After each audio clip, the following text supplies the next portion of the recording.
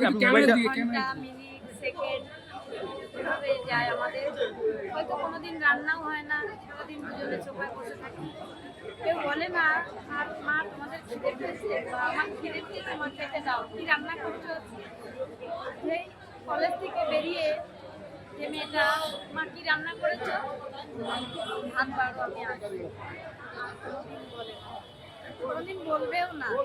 লড়াইটা আমার আছে, কেন তাকে আমি হারিয়ে ফেললাম, ঈশ্বর প্রদত্ত একটা গিফট আমার কাছে। সে হারায়, সে আজীবন থাকবে।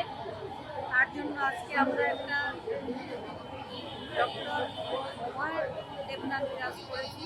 অভয়া ওর নাম নয়, ওর একটা দেওয়া নাম। আমরা সুপ্রিম কোর্টের নির্দেশ অনুযায়ী সেটা করতে হয়েছে। আমরা মা বাবা হিসাবে doctor Moumita Debnath Memorial trust করব এবং সেখান থেকে সেবা পাবে।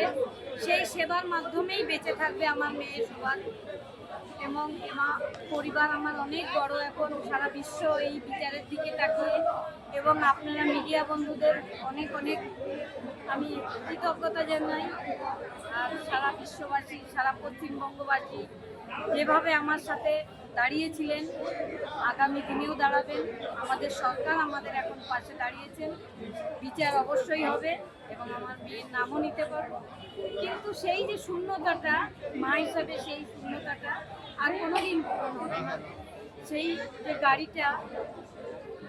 গাড়িতে উঠে সব আমিই গুছিয়ে দিতাম, সেদিনও সকালে আমিই খাইয়ে দিয়েছিলাম। তারপরে যে গাড়িতে বসে হাত নাড়াতে নাড়াতে আমাকে চলে যেত, সেইটা আর কোনোদিন আমার জীবনে আসবে না। মুখ্যমন্ত্রী আজকে যে নির্দেশ দিলেন তিনজনের বিরুদ্ধে তিনজনকে আবারও ইনভেস্টিগেট করতে বানিয়াটি শ্মশান ঘাটে যাওয়া, এটা আমাদের একটা কোর্টে কেস করতে হবে এদের তিনজনের নামে। মেইন আমাদের ঠকানো হয়েছে। আমরা একটা সাধারণ পরিবার থেকে, আমার একটা মেধাবী মেয়ে, সে ভেবেছিল মেরে ফেলে বাবা মা গরিব টাকা পয়সা নিয়ে ধামাচাপা দিয়ে দিতে পারবেন একটা, তাই সমস্ত তথ্য প্রমাণ যাতে লোপাট করা যায় শেষ প্রমাণটুকু এরা তিনজন মিলে নষ্ট করেছে। আমরা ডে ওয়ান থেকে, প্রথম দিন থেকে বলে আসছি, আমরা সেখানে টালা থানায় 2 ঘন্টা বসে ডেড বডি আমার বাড়িতে। কোনোদিন হয় এরকম? হয় না। আর রেপিস্ট কোনোদিন তার জামা কাপড়, জিন্সের প্যান্ট, ইনার প্যান্ট তার পাশে সুন্দরভাবে গুছিয়ে রেখে যায়, জুতোটা সামনে গুছিয়ে রেখে যায়? যায় না। এটা আমরা ডে ওয়ান থেকে বলে আসছি এবং যতদিন না বিচার পাবো ততদিন। আর তিনজনকে তো ফাঁসির মঞ্চে ঝোলাতে হবে। এই তিনজন আমাদের এলাকার নির্মল ঘোষ, সোমনাথ দে, সঞ্জীব মুখার্জি এবং আমাদের প্রাক্তন মুখ্যমন্ত্রী যিনি ছিলেন এবং তার যে বন্ধু ডাক্তার এসপি দাস এবং অভিজ্ঞ বিরূপাক্ষ, সন্দীপ মুখার্জি, তারপর অতীন ঘোষ তার বাহিনী এবং সব থেকে তা আমার মেয়ের ডিপার্টমেন্টের সবাই, সুমিত রায় তফাদার থেকে শুরু করে বাকি 29 জন পিজিটি, কেউ কিছু জানে না। এটা আমি কোনোদিন মানিনি, এখনো মানি না এবং তাদের আমি ডাক্তার হিসাবে স্বীকৃতি কোনোদিন দেব না। আজ প্রাক্তন মুখ্যমন্ত্রী গাড়িতে কাদা ছোড়া হয়েছে।